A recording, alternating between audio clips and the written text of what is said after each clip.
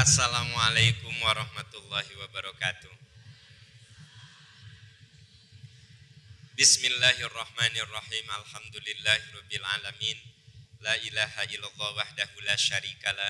Lahul mulku wa lahul hamdu wa huwa ala kulli syai'in qadir. Asyhadu an la ilaha illallah wa asyhadu anna Muhammadan abduhu wa rasuluh. Allahumma shalli ala Muhammad wa ala ali Muhammad kama shallaita ala Ibrahim wa ala ali Ibrahim fil alamin innaka Hamidum Majid. Ibu-ibu sehat semuanya? Sehat semuanya. Bapak-bapak gimana kabar, Pak? Alhamdulillah ya. Walafiat. Jadi memang ini bapak-bapak mah sakieunya. Ibu-ibu dari ujung sini sampai pintu sana menyamping gitu. Ya. Kunaon abdi kita terang Bapak. Nah, Bapak aya nu bilang kunaonnya duka terang. Ya. Ibu Bapak, sebelum saya membahas materi yang dimintakan yaitu khusyuk dalam sholat. Ini untuk meluruskan hati kita dulu. Luruskan hati, luruskan niat bahwa kita kesini untuk mendapat ridho Allah.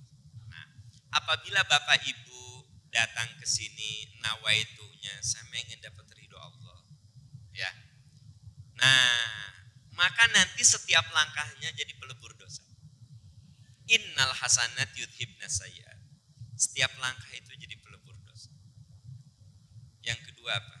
Man salaka thariqan yaltamisu fihi ilman sahalallahu lahu thariqan ilal jannah. Siapa yang keluar rumah menempuh jalan mencari ilmu, maka Allah akan permudah pintu-pintu kebaikan dan pintu-pintu surga. Jadi orang yang keluar dari rumah mencari ilmu, dia sedang meniti jalan menuju surga. Nah, yang ketiga, layak mundu qaumun yadhkurunallaha illa haffaz alaihimul malaika. Setiap orang yang duduk dalam satu majelis seperti kita ini, yadhkurunallah, mereka duduk di sini untuk mengingat Allah. Dibacakan ayat Allah, disampaikan nasihat-nasihat dari Nabi. Illa haffaz alaihimul malaika. Maka malaikat rahmat akan hadir dalam majelis itu, akan menaungi majelis itu dengan keberkahan. Itu tiga dijamin, Pak. Diampuni dosa, dibukakan pintu kebaikan dan surga. Terus satu lagi apa? Malaikat akan merahmati. Asalillah. Itu dijamin. Yang keempat, ini mah tidak dijamin. Apakah Bapak Ibu mengerti atau tidak? Eta mah kaitan jeung kecerdasan. Jadi yang ketiga, yang keempat mah itu tidak ada jaminan. Dikembalikan kepada kecerdasan, ikhtiar, usaha. So, saya lihat ikhtiar ibu-ibu, bapak-bapak juga beda. Ayo mau catatan. Saya belum mulai juga catatan udah dibuka. Ayo ngoprek HP, ayo tadi. Ngoprek HP duka naon eta. Oh, ternyata ngoprek HP teh nyatet. Aya oge nu ngoprek HP ningalian status batur. Aya eta teh keur ngaji sok bayangkeun. Ya. Oke, Bu. Kita akan membahas tentang sholat yang khusyuk. Begini ceritanya. Sholat itu beda dengan ibadah lain. Bedanya apa? Dari segi kewajiban. Perintahnya itu beda. Saya kasih contoh ibadah lain. Saum. Ya ayyuhalladzina amanu kutiba alaikumusiyam. Jadi Allah mengirim wahyu kepada malaikat Jibril agar disampaikan kepada Nabi Muhammad. Itu saum. Haji saja yang boleh jadi ada yang tidak bisa sempat haji karena tidak ada istitoah. Haji itu rukun Islam, ya. Tapi perintahnya itu sama. Dari Allah diturunkan ke malaikat, disampaikan ke Nabi. Yang beda itu sholat. Kalau sholat mah nabinya dipanggil. Jelas? Jadi nabinya itu dipanggil. Subhanalladzi asra bi abdihi lailam minal masjidil haram ilal linuriyahu. Ayat itu bicara tentang bagaimana Allah mengisra mi'rajkan Nabi untuk mendapatkan perintah sholat. Jadi nabinya dipanggil. Kalau ibadah lain, nabinya tidak dipanggil. Malaikat Jibril aja menyerahkan perintah, menyerahkan perintah. Tapi kalau sholat mah, nabinya dipanggil.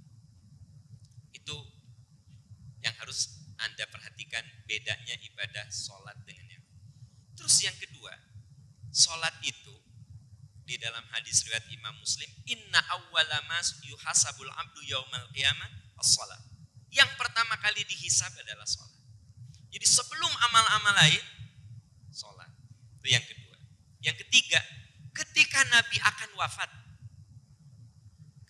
Nabi SAW wafat hari Senin, tanggal 12 Rabiul Awal.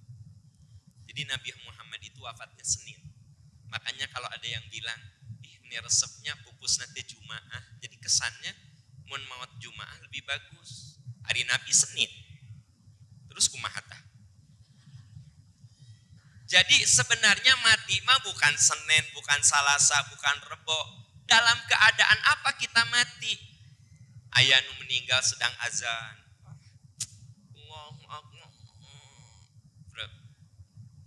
Ada yang meninggal sedang ceramah. Ada yang meninggal sedang mendengarkan ceramah. Ada yang meninggal sedang sholat. Mau hari apapun, jam berapapun, itu yang bagus. Jadi sebenarnya mati mah bukan, makanya saya ingin luruskan. Kenapa orang suka bilang meninggal hari Jumat itu bagus? Kangjeng Nabi Muhammad SAW Senin. Sok, mahata. Ngajawabnya kumahata.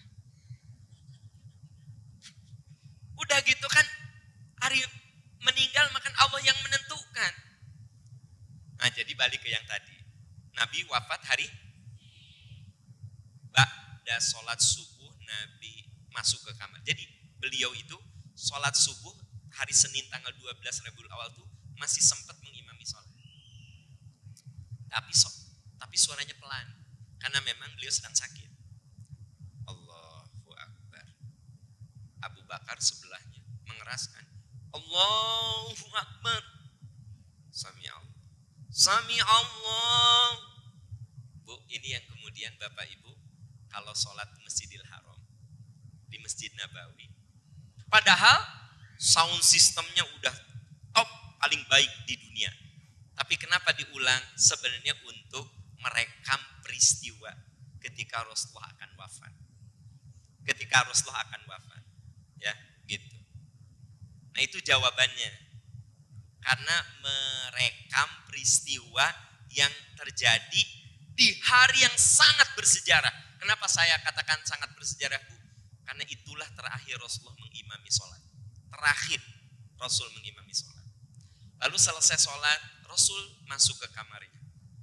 Yang ada di kamar beliau hanyalah orang-orang terdekat. Menjelang duha,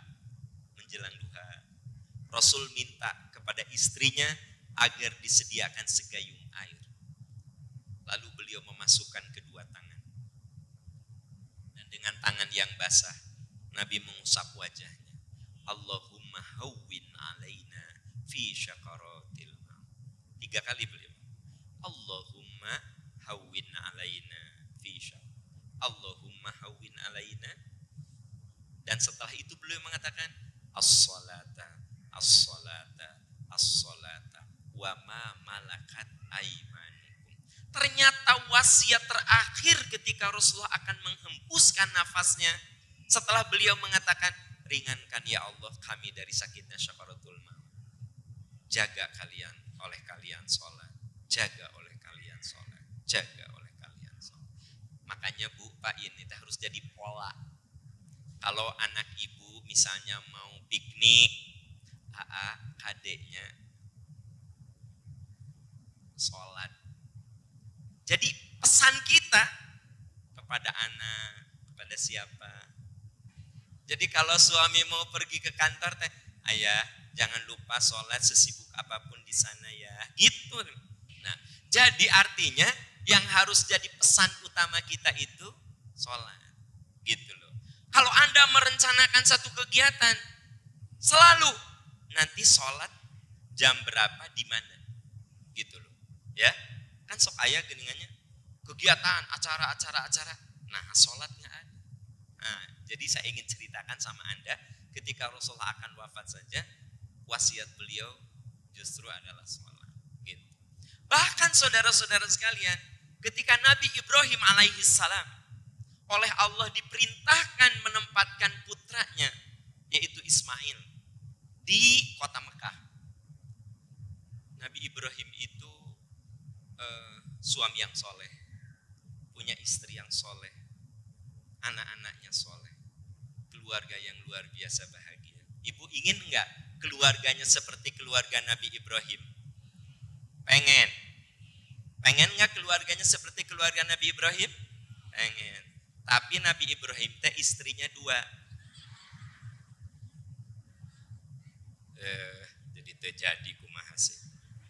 Iya Pak, teu istiqomah bisa. Pengen. Enggak jadi kalau gitu mah.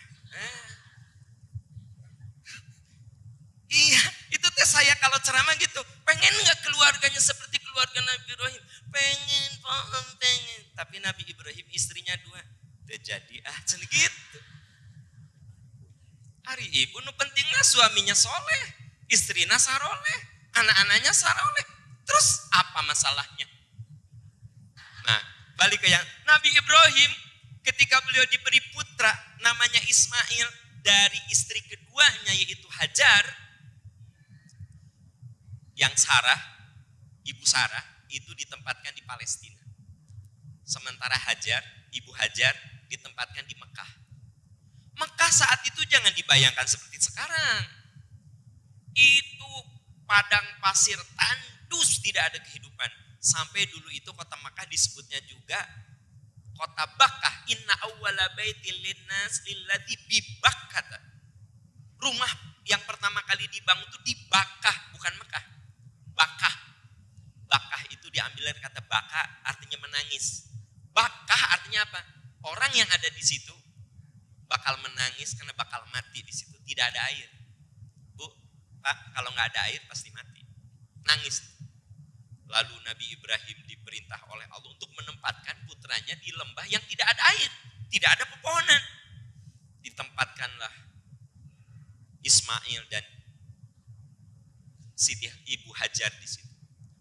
Sebagai ayah, ada khawatir nggak Pak? Bukan khawatir lagi, anak yang pengen. Nabi Ibrahim itu kan lama puluhan tahun gak dikasih anak. Setelah diberi anak, nunggunya sekian puluh tahun, begitu anak itu lahir, disuruh ditempatkan di tempat yang jauh dari manapun. Ditempatkanlah putranya. Ya. Nabi Ibrahim terdiam. Berat meninggalin anaknya. Apa kata istrinya? Allahu amaraka bihada. Apakah ini perintah Allah? Kata Nabi Ibrahim. Iya. Apa kata istrinya? Kalau begitu, kamu jangan berat-berat, tinggalin saya. Allah yang melindungi saya. Jadi Nabi istrinya tuh gini, Allahu amaraka bihada. Apakah ini perintah Allah? Kata Nabi Ibrahim, iya ini perintah. Tinggalkan saya di sini sama anak saya. Allah yang menjaga saya. Gitu. Ya. Bu, Pak. Tapi tetap Nabi Ibrahim ada kekhawatiran, berjalan nunduk dengan berat hati. Naik ke agak ada bukit agak naik. Nah, sekarang yang jadi sofa, Pak. Bapak Ibu yang sudah berumur dan berhaji, memang sofa itu rada nanjak. Nah, agak nanjak. Dulu mah jangan Anda bayangkan seperti sekarang bangunan. Dari sini ke sana tuh kelihatan. Karena kan teu aya bangunan. Nabi Ibrahim ngangkat tangan. Rabbana inni askantu min dzurriyyati biwadin ghairi dzar'in inda baitikal muharram. Rabbana liyuqimus salata faj'al af'idatan minan nasi tahwi ilaihim warzuqhum minats tsamarati la'allahum yashkurun. Ya Allah, saya tempatkan sebagian keturunan saya di sini. Biwadin ghairi dzar'in, di satu lembah yang tidak ada pepohonan, tidak ada kehidupan. Rabbana liyuqimus shalah. Ya Allah, jadikan anak cucuku orang yang mendirikan sholat. Di tengah kegundahan, kekhawatiran, anu pertama kali dititipkan ke Allah, ya Allah jadikan anak-anakku, cucuku itu orang yang mendirikan sholat. Baru setelah itu faj'al afidatan minan nasi tahwi ilaihim. Ya Allah, jadikan anak-anakku orang yang berakhlak mulia. Dia bisa mencintai orang lain dan bisa dicintai orang lain. Baru yang ketiga, warzuqhum minas samarati la'allahum yashkurun. Beri mereka rezeki. Semoga dengan rezeki itu mereka menjadi orang-orang yang berterima kasih. Rezeki dititipkan enggak sama Allah? Nomor keberapa? 3. Nomor 1 apa? Sholat. Nomor 2 apa? Akhlak. Supaya dia mulia akhlaknya. Nukatilu? Rezeki. Tuh. Yang pertama adalah, ya Allah, jadikan anak-anakku orang yang mendirikan sholat. Rabbi ja'alni muqimas sholat. Baru setelah itu, ya Allah, jadikan anak cucuku orang yang berakhlak mulia. Dan ya Allah, berikan kepada anak cucuku rezeki agar mereka bisa berterima kasih. Nah, Bu, saya belum masuk ke materi loh, pengantar ya. Apa? Pengantar. Jadi sholat itu perintahnya langsung dari Allah. Yang kedua, sholat itu yang pertama kali dihisab. Yang ketiga, sholat itu yang paling terakhir diamanatkan oleh Rasul kepada kita. Dan yang keempat, Nabi Ibrahim pun ketika beliau diperintahkan oleh Allah menempatkan putranya di mana? Di kota Mekah, waktu itu padang pasir, tidak ada kehidupan. Yang pertama kali dititipkan adalah sholat. Nah, Ibu Bapak, sholat itu ya, yang sering atau yang akan kita bahas sekarang adalah kualitas sholat. Kualitasnya, yaitu khusyuk. Coba buka Al-Mu'minun surat ke-23. Oke. Qad aflahal mu'minun. Ada apa? Qad aflahal mu'minun. Sungguh beruntung orang yang beriman. Sungguh beruntung. Ada? Qad aflahal mu'minun. Sungguh beruntung orang yang beriman. Sungguh sukses orang yang beriman. Yang pertama kali disebut kalau kita ingin beruntung apa? Ayat pertama, ayat keduanya. Alladzina hum khashi'un. Orang yang khusyuk. Jadi Allah mengatakan, sungguh beruntung orang beriman. Yang pertama kali disebut itu sholat. Alladzina hum fi sholatihim khashi'un. Orang yang khusyuk dalam sholatnya. Nah gitu. Ya. Nah, Ibu Bapak, khusyuk ini ya. Pengertian khusyuk itu apa? Gitu. Coba Anda lihat Al-Baqarah ayat 45-46. Al-Baqarah 45-46.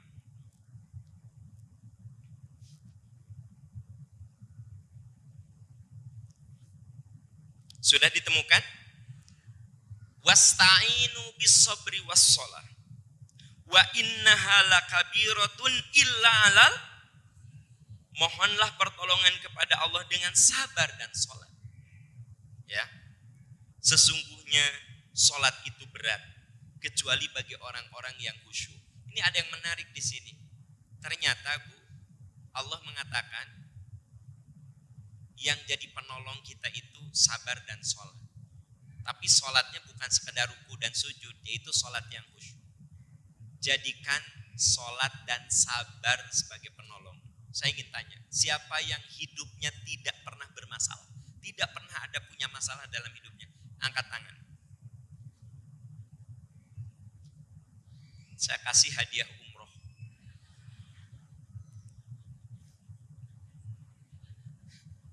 Siapa yang hidupnya tidak pernah punya masalah? Kalau ada yang berani ngangkat tangan, itulah masalah Anda. Kenapa? Puntennya rada kasar.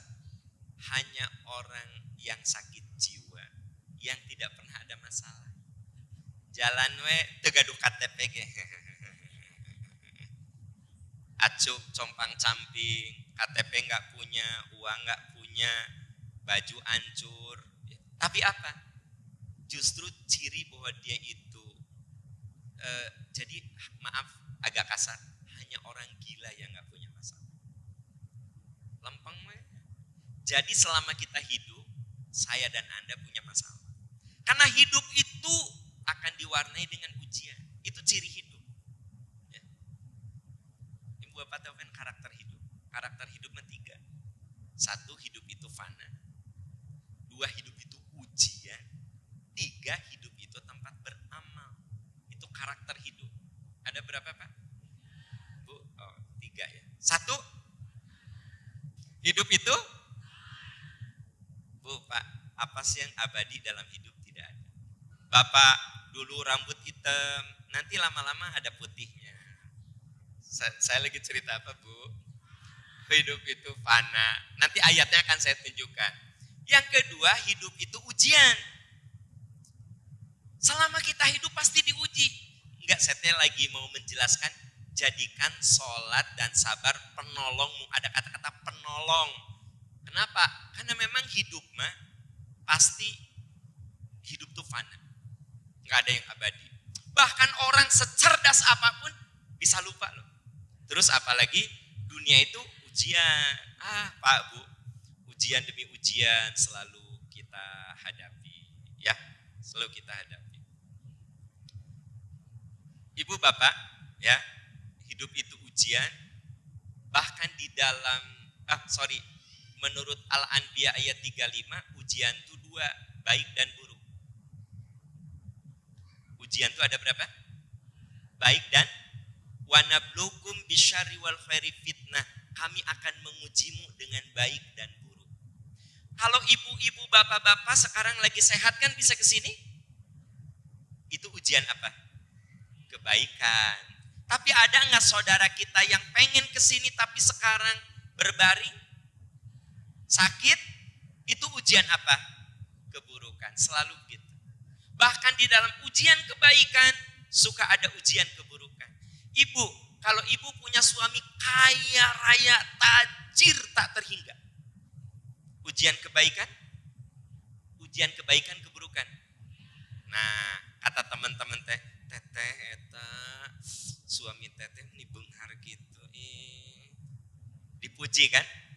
Cek ibu teh, alhamdulillah. Ngan cek dina hate ibu teh, ngan pedit. Kaya tapi pelit. Nah, pelit itu ujian. Gitu loh. Oke. Jadi satu, hidup itu. Dua, tiga, hidup itu tempat beramal. Tempat beramal. Ibu Bapak, amal itu ada 3 macam. Ada berapa? 1, amal ibadah. Amal ibadah itu amal yang sudah ditentukan tata caranya. Seperti sholat, itu amal apa? Ibadah. Karena tata caranya sudah ditentukan. Rukunya gimana, sujudnya gimana, takbirnya gimana. Berarti hidup itu untuk beramal. Amal itu ada berapa? 1, amal ibadah. Nah, amal ibadah mah kudu mengikuti sunnah Rasul. Makanya materi kita tentang sholat khusyuk itu hanya sebagian kecil. Karena nanti ada lagi fikih sholat. Butuh waktu lama membahasnya cara takbir, cara ruku, cara sujud. Kan gitu.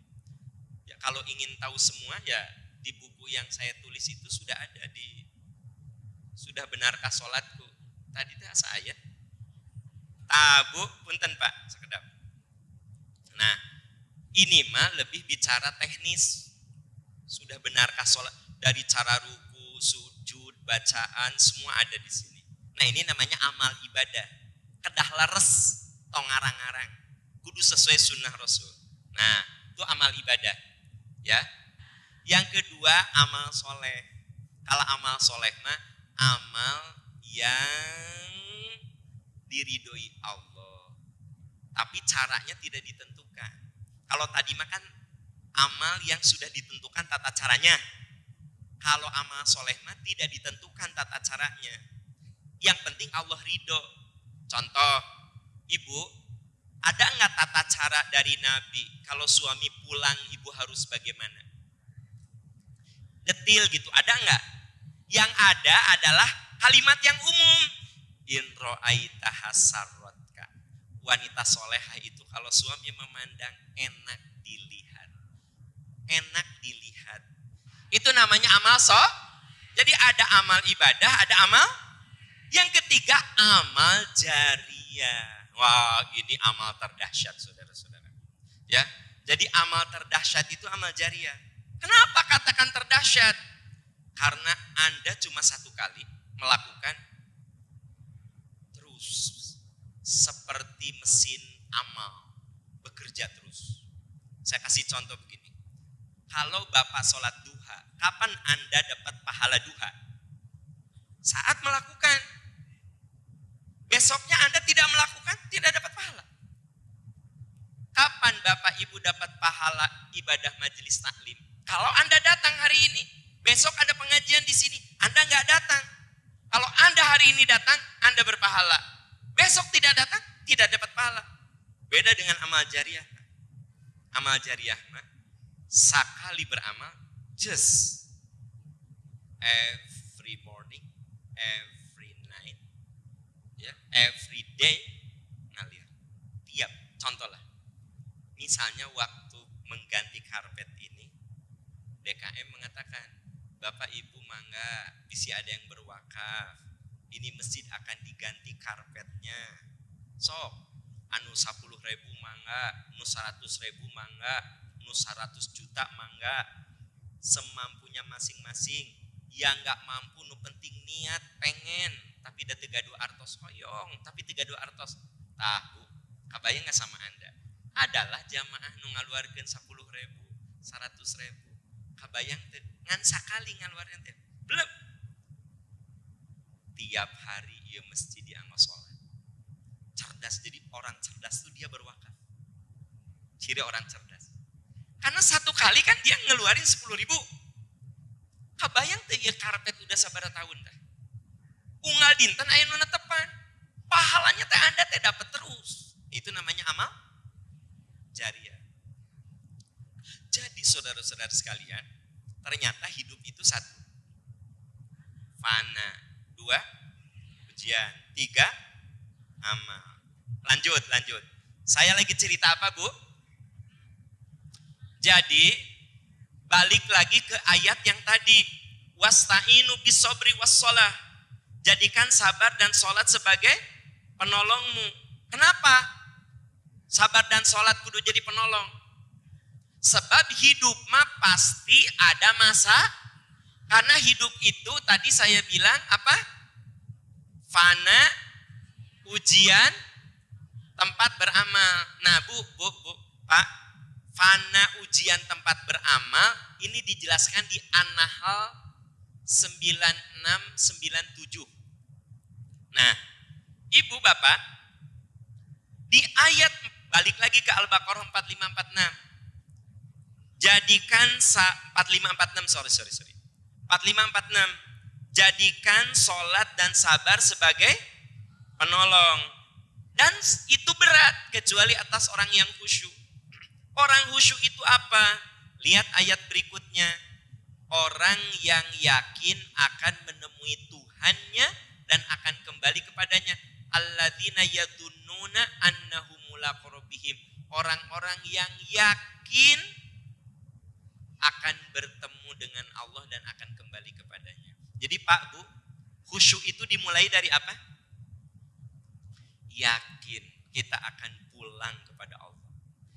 Dengar baik-baik, saya dan Anda tidak akan khusyuk kalau tidak dimulai dari, dah saya bakal pulang. Jadi khusyuk itu dimulai dari apa? Nah, jadi kita sebut dengan fondasi khusyuk, yakin akan berjumpa dengan Allah. Itu fondasi. Kita kudu yakin, Pak. Oke, kita bisa menipu siapapun. Tapi satu saat saya harus mempertanggungjawabkan penipuan saya di hadapan Allah. Saya bisa berbohong kepada siapapun. Tapi saya yakin saya harus mendapatkan pertanggungjawaban di hadapan Allah. Nah, ini yang disebut dengan basic dari khusyuk, yakin bertemu Allah. Kapan kita bertemu Allah? Kapan kita bertemu Allah?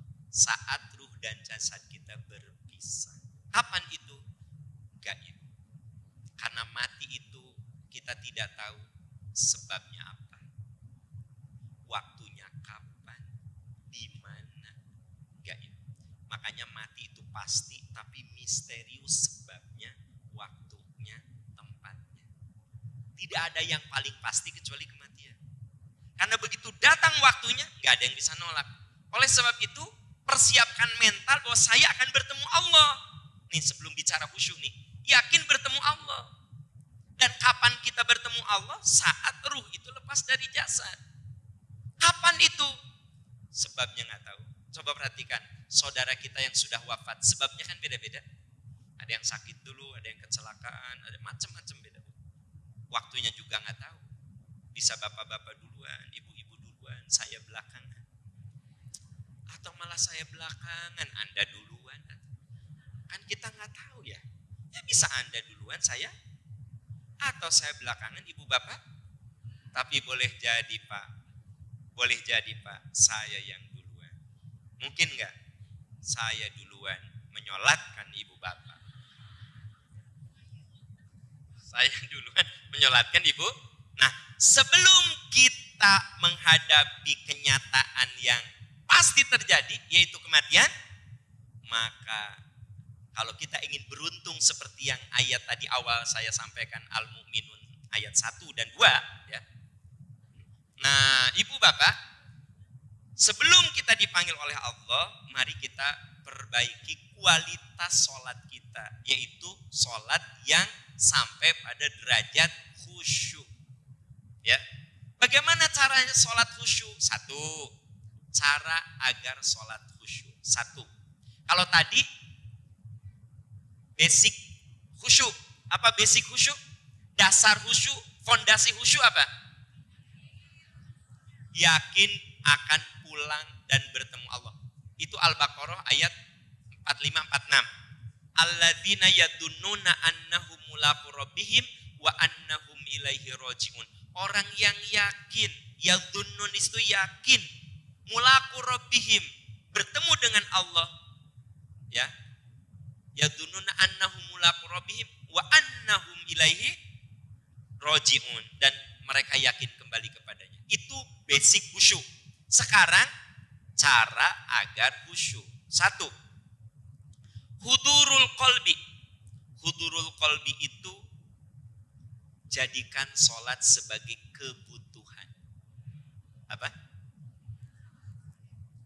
Jadikan sholat. Jadi sholat tuh jadi kebutuhan gitu. Bukan jadi beban. Beda nggak antara kebutuhan dan beban? Beda, ya. Kita kudu menjadikan sholat itu kebutuhan. Kalau Anda merasa senang dengan azan, kumandang azan tuh, alhamdulillah, udah duhur, happy. Berarti Anda menjadikan sholat kebutuhan. Anda butuh. Begitu dengar asar, alhamdulillah. Bahkan, neng, dia tos maghrib, teu acan mah, nilila tehnya maghrib teh. Seperti ibu rindu loh. Si ayah teh meni asacan balik wae gitu. Rindu, langsung wudu, langsung siap-siap. Kumaha sih ibu rindu kepada orang yang Anda rindukan? Gimana sih? Tentu saja entusiasme, semangat, rindukan sholat, ya. Ini dijelaskan di dalam surat Al-Baqarah 152 153. Fadhkuruni adzkurkum washkuruli wala takfur. Ingat kamu kepadaku, pasti aku akan mengingat kamu.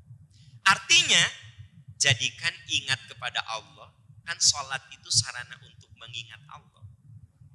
Jadikan itu kebutuhan, maka Allah akan mengingat kita.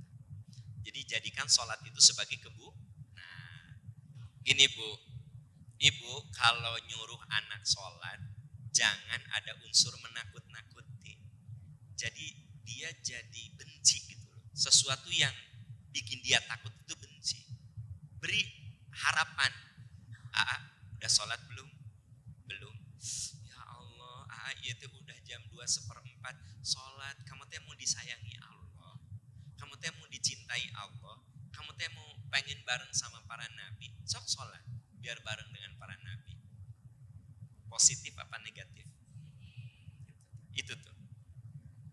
Udah sholat belum? Belum. Sok sholat biar kamu jadi ahli surga. Kamu ada masalah, nah sholat. Allah maha menyelesaikan masalah. Jadi kalimatnya itu memotivasi. Itu yang kemudian nanti si anak menjadikan sholat sebagai kebutuhan. Biar disayangi Allah, biar dicintai Allah, biar hidup kamu sukses, biar kamu bisa berkah, biar satu saat kamu dapat ujian kamu bisa sabar. Nah, hidup mah pasti ada ujian. Sholat, kamu bisa kuat loh. Nah. Kalau kamu sukses nah, dengan sholat kamu bisa bersyukur loh. Nah. Sayang, kalau kamu dikasih uang sama nenek suka bilang apa? Makasih. Sekarang kamu dikasih mata, telinga, jantung, makan, sok. Masa kamu gak bilang terima kasih sama Allah? Simpen dulu gamenya, bilang terima kasih sama Allah. Yang ditanamkan itu kebutuhan. Itu juga ada caranya supaya itu jadi kebutuhan gitu. Nah, itu yang pertama. Yang kedua, lakukan sholat dengan tumak ninah. Tumak ninah itu tidak terburu-buru. Lakukan sholat dengan tumak, tidak terburu-buru dan sesuai yang dicontohkan Rasul. Sholat dengan tumak ninah. Apa? Tumak ninah itu apa? Tidak terburu-buru. Tertib. Nah, Ibu, coba perhatikan di sini Bapak. Jadi kalau kita sholat yang tumak ninah. Sami Allah liman hamidah. Jadi baru Allah tetos beres. Rabbana lakal Allah. Itu tumanin. Bismillahirrahmanirrahim. Ini ceritanya sir ya, sir. Tapi sama saya dikeluarin soal ini mah kalau sir ya. Sir itu kayak duhur asar. Bismillahirrahmanirrahim. Alhamdulillahirabbil alamin. Arrahmanirrahim. Jadi kumanya ritme nate enak. Jadi sholat kita akan khusyuk kalau ada unsur tumanin. Ada orang datang, sholat. Kata Nabi, a'id sholataka fa innaka lam tusalli. Ulangi sholatmu. Jadi Nabi lagi duduk, ada orang sholat. A'id sholataka fa innaka lam tusalli. Ulangi sholatmu.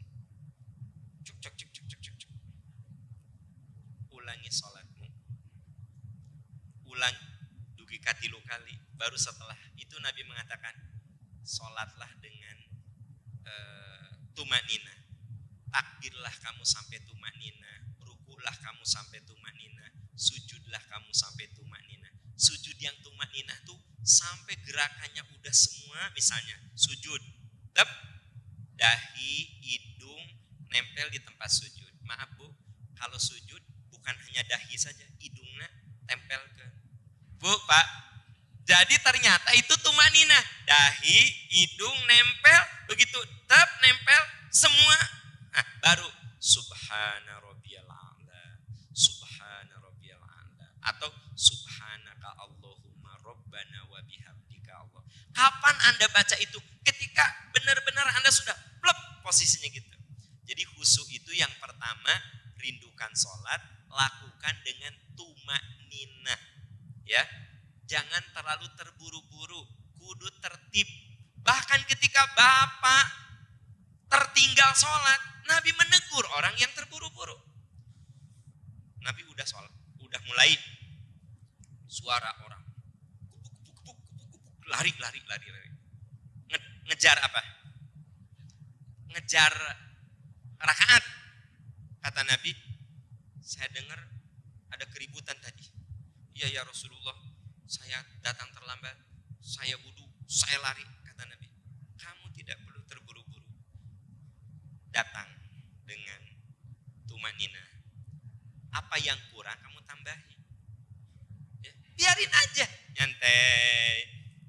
Ternyata orang mung sarakaat, berarti kalau asar tambah 3 rakaat. Ternyata dapatnya 2 rakaat, tambah dong. Kata Nabi, kamu gak usah terburu-buru. Apa yang kurang kamu sempurnakan. Begitu Pak. Nah jadi ternyata salah satu cara khusyuk itu tumaninah teh tidak terburu-buru ya.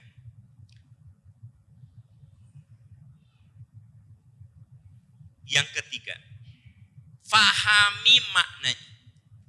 Apa Bu? Jadi kalau kita ingin sholat khusyuk, berusahalah memahami maknanya. Tentu saja ibu bapak tidak perlu belajar bahasa Arab, minimal tahu makna globalnya. Subhana rabbiyal azim itu apa, subhana rabbiyal a'la itu apa, alhamdulillah itu apa. Terus saya dibaca diulang-ulang, ya. Itu teh fahami maknanya. Sebab Anda tahu, ketika kita membaca sesuatu bari Anda tidak paham, itu peluang pikiran kita keluar dari orbitnya. Ihdinas siratal mustaqim. Kalau saya nggak ngerti bacaannya, siratal ladzina an'amta alaihim. Oh, kunci mobil teh. Dinalaci Gusti Allah. Coba hayam Candi Paraban. Jadi kan ingat hayam Candi Paraban kan gitu. Kompor Candi Paraban ya Allah. Siratal ladzina an'amta alaihim ghairil maghdubi. Makanya kalau ingin khusyuk tuh usahakan pahami maknanya. Saya tidak mengatakan ibu kudu belajar bahasa Arab dulu. Pahami saja, lihat terjemahan ya, gitu. Jadi yang ketiga apa? Pahami mak. Nah, ini dijelaskan di dalam surat Muhammad ayat 19. Fa'lam annahu la ilaha illallah. Pelajarilah, disuruh belajar kita ini. Surat Muhammad ayat 19. Yang keempat, eliminasi faktor internal dan eksternal. Apa Bu? Eliminasi. Minimalkan, kurangi faktor yang akan mengganggu kehusyuan. Kurangi atau hilangkan faktor yang akan mengganggu kehusyuan.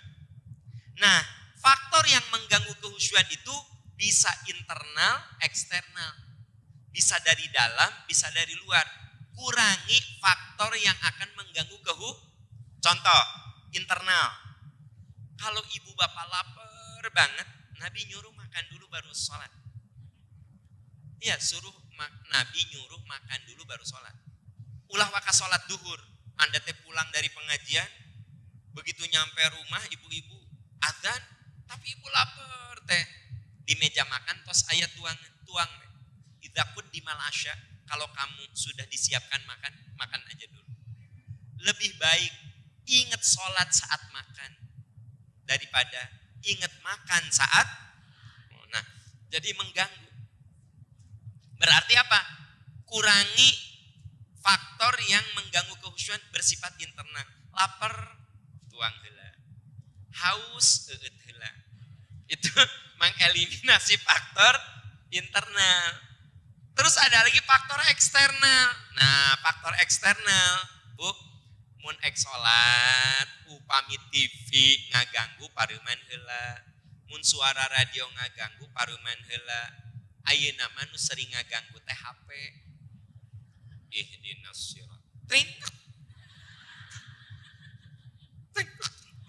Langsung ya, jigana grup rame ya. Itu eksternal. Ya, silent kan heula. Gitu. Itu eliminasi. Ya. Ya. Jadi ibu bapak, ternyata untuk khusyuk itu kalau diomongin mah gampang, dilakukan hese loh. Rindukan sholat, jadikan kebutuhan. 2, tumanina, sok gerakan ruku sujudnya dinikmati, ya. Yang ketiga, pahami maknanya, sok usahakan belajar.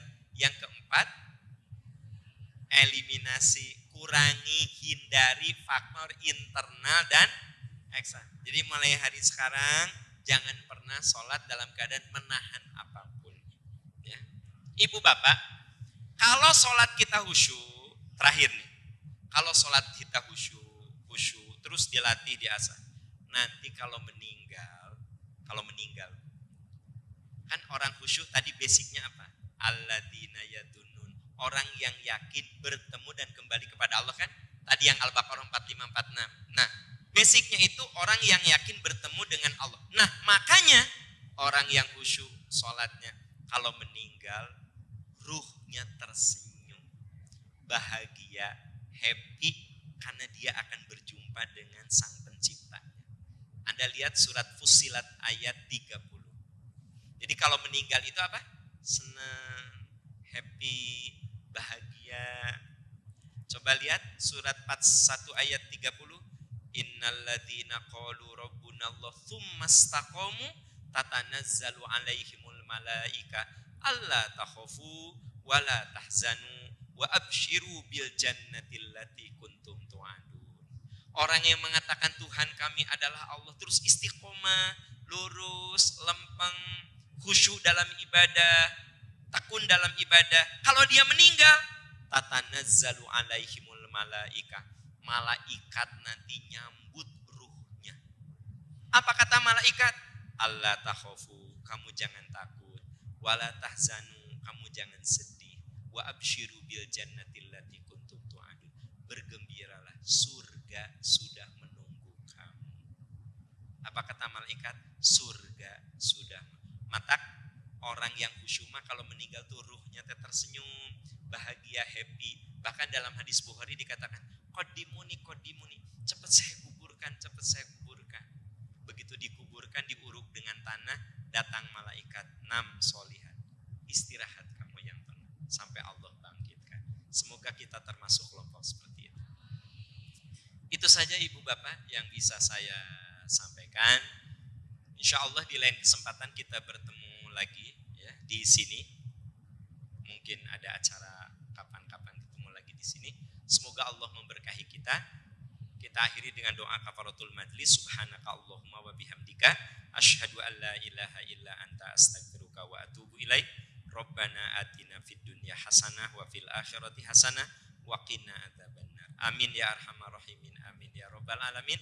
Walhamdulillahirabbil alamin. Wassalamualaikum warahmatullahi wabarakatuh.